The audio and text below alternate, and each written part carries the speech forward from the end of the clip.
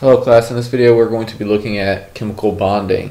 And the first thing I want to do is kind of just define what is a chemical bond. A chemical bond is the electrical attraction between the nuclei and valence electrons of atoms. So if you can see here, we have this nuclei here, and it is attracted to the valence electron of a different atom.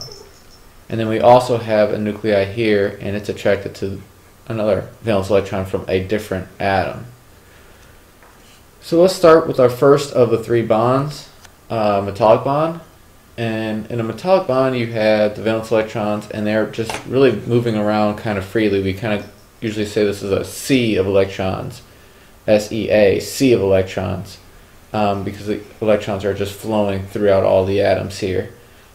And because this happens in metallic bonds, we have metallic compounds that usually conduct electricity very well because the electrons are able to flow through the material. They're malleable, that means that they're easily deformed, and they also can be made into wires pretty easily because of this sea of electrons in the bond. Okay, so we're not going to really talk about the metallic compounds and bonding all that often. I just want to kind of introduce it to you. The next two types of bonds we're going to be using a lot more often in this class. The first of the next two is ionic bonds, and this is going to form when there's a transfer of electrons from a metal to a nonmetal. So this type of bonding has a lot to do with the electronegativities of the atoms. Remember, chlorine is up towards the right of the periodic table, and it is a nonmetal and has a very high electronegativity compared to sodium. Sodium has a very low electronegativity. Remember, it's a metal, it's an alkali metal, so it has a low ionization energy as well. And so when they come close to like this to each other, the chlorine is able to remove the electron and take actually sodium's electron, and that makes chlorine a negative ion, an anion. And we can see here it has a negative charge. And then sodium is going to become a positive ion because it lost an electron. And this positive and negative is what really forms this bond, is that attraction between these two atoms. Overall, the bond is a neutral charge, right? That +1 and -1 cancel out, so overall it's neutral. But this interaction between the positive sodium ion and the negative chlorine ion forms that bond. This is a very strong type of bond, the ionic bond. And so ionic compounds are usually solid at room temperature because of their strong bonds. They have high melting points and high boiling points. And they conduct electricity if dissolved in some type of solution, but not as a solid. So if you take a compound, an ionic compound, and dissolve it in some type of solution, then that solution will conduct electricity. So the last bond that I want to look at is a covalent bond, and this is formed when there is a sharing of electrons between nonmetals. So we have two nonmetals. Remember, nonmetals have high ionization energies and high electronegativity, so they have a really strong hold on those electrons, and they don't really want to give them up. So they're kind of in a constant fight, a constant battle here for the electrons with other nonmetals. Neither of them giving them up. And so they end up sharing those electrons to get that full outer shell of 8. So I do want to just kind of stop here and make a point. If we look at carbon here, it wants 8 valence electrons. We know that from the rule of 8, the octet rule. And you can see that this is how it gains 8 here, and this is by doing this bond with 4 hydrogens. So you can count the valence electrons: 1, 2, 3, 4, 5, 6, 7, 8 in the outer shell, and that gives carbon the 8 valence electrons. You may also notice that hydrogen only has 2. We'll talk more about this in class, but hydrogen only needs 2 to have that full outer shell. If we remember, the first energy level only holds 2, so since hydrogen only has the first energy level, its outer level is full. We can see this happen in the ionic bonds as well. Sodium here had 1 valence electron.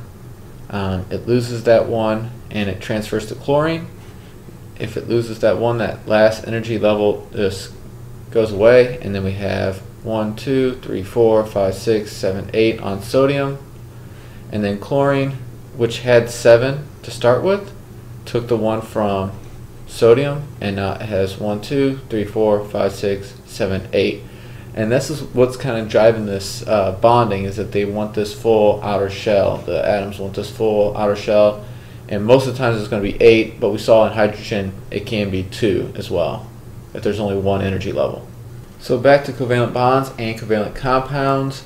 I just want to look at some characteristics. First, they're usually liquid or gas at room temperature. The covalent compounds are.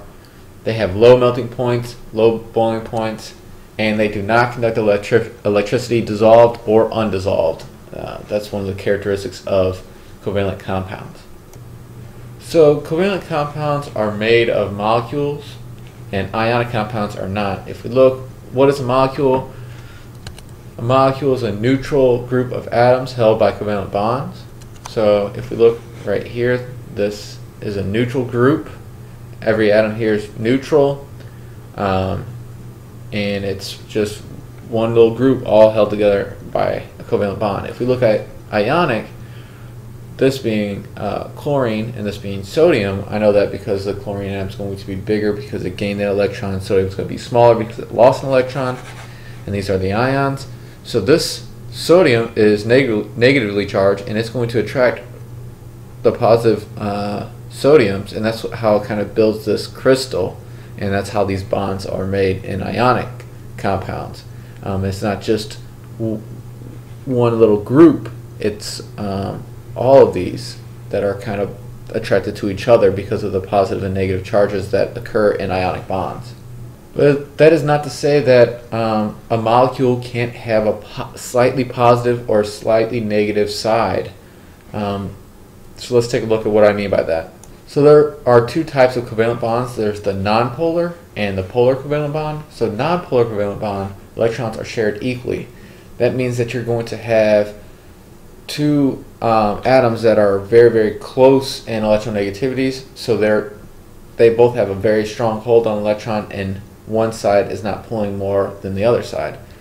In a polar covalent, electrons are shared unequally, so there is an unequal sharing because one of the atoms has a little bit larger of electronegativity, not enough to remove the electron, but enough to pull the electron closer to the more electronegative atom. So if you look at a water molecule here, you can see that the electrons are more dense around oxygen than the hydrogens. Even though that they are sharing electrons, it's more dense around oxygen, and that's what's going to give it this slightly negatively charged near the oxygen and slightly positive charge on the hydrogen side of this water molecule. So how do we know if bonds are going to be ionic or covalent, and what type of covalent? We really just look at the electronegativity difference, so the difference in electronegativities between the atoms and the bond. So electronegativity difference of 1.8 to 3.3 is going to be ionic. Polar covalent is going to be 0.4 through 1.7 polar covalent, and then if there's really no difference, so 0 to 0.3, so that's very, very close in electronegativities, the difference is not that much, you're going to have a nonpolar covalent bond, and that means that they're sharing that electron equally between the two atoms. So if you have any questions, please, like any other time, bring them on to class, and I'll see you then.